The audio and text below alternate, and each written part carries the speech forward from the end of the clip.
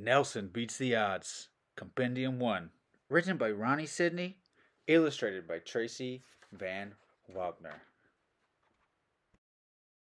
Nelson was off to a rocky start at Bland Middle School. Miss Gronkowski, Nelson's teacher, caught him playing with his friend Carlos during class.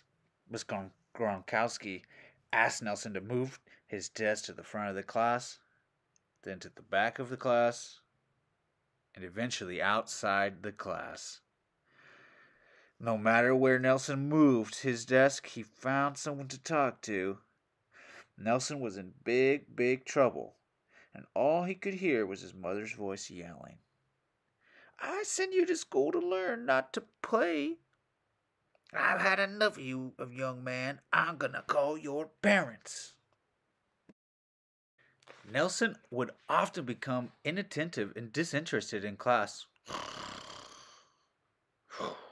While Miss Gronkowski stood at the board teaching, Nelson's mind wandered outside of the school walls into La La Land.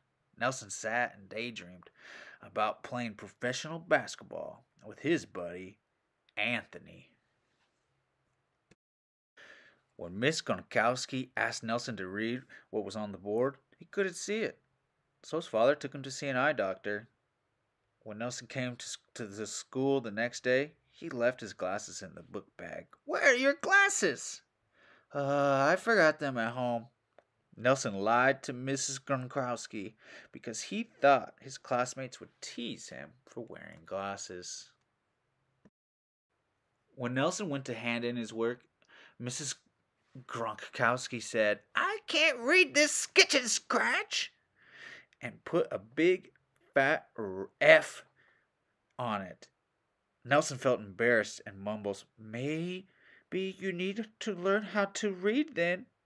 The class erupted in laughter. Mrs. Gronkowski's face turned redder than a fire truck, and she screamed, "Go to the office now!" Mrs. Gronkowski set up a meeting with Nelson's parents the next day and told them, "I suspect your son has ADHD and a learning disability. I would like to refer Nelson to our school psychologist to determine if he's eligible to receive special education services." Nelson's parents refused to put him on medication, but they thought special education would help him reach his maximum ability. Fact.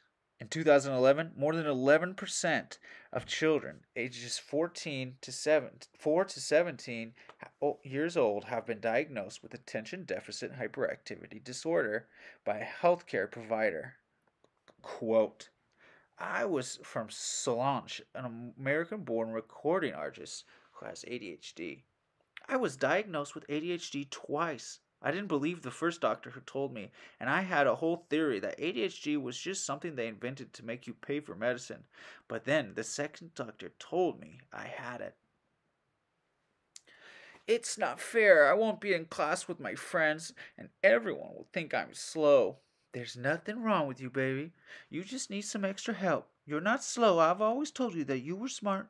Your dad and I just want the best for you, and the school thinks this program will help." While Nelson was on the way to his special education class, Carlos asked, "Hey, Nelson, where are you going?" I'm going to the bathroom." Isn't the bathroom that way?" "I'm going to the other bathroom." "See you later." Nelson sneaked to his special education class like a ninja. He didn't want anyone to know he was in special ed because they would tease him. Boom, boom, boom. Although Nelson hated going to his special ed classes, he really liked his teacher, Miss T. "Welcome, Nelson.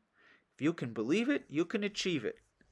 Mrs. T was there for Nelson at a time when he felt really small and needed someone to help him feel really big. "You can do it." Nelson began believing in himself and gained the confidence and skills he needed to push the boundaries to discover his potential and grow. "I know." Fact. In 2011, the prevalence of children 4 to 17 years of age taking ADHD medication increased from 4.8% in 2007 to 6.1%. Quote from Channing Tatum, American-born actor. Not having early success on that one path messes with you. You get lumped in classes with kids with autism and Down syndrome, and you look around and say, okay, so this is where I'm at. Or you get put in a typical class and you say, all right, I'm obviously not like these kids either. So you're kind of nowhere. You're just different. The system is broken. If we can streamline a multi-billion-dollar company, we should be able to help kids who struggle the way I did. After 3 years in special education, Nelson's grades and organizational skills improved significantly. It was his last week in middle school, and Miss Johnson, the high school guidance counselor, came over to help students sign up for classes. Nelson and his best friends, Tamika and Carlos, signed up for the same classes and crossed their fingers hoping they would be in their class together next year. I can't wait to get to high school and take my classes with my friends. A fresh start. On Nelson's first day at Bland High School, he was thrilled to be in class with Tamika and Carlos. But moments later, the loudspeaker sounded. Nelson was called out of class. His first thought was that he was in trouble. Nelson was relieved that he wasn't in trouble, but looked suspiciously at Miss Johnson as she handed him a new schedule. Nelson was taken out of the classes with his friends and placed back in special education. 3 special education classes? When Nelson got home, his mother saw him crying. What's going on? Why did they put me back in special ed? You said I was smart. I hate that school. I'm never going back.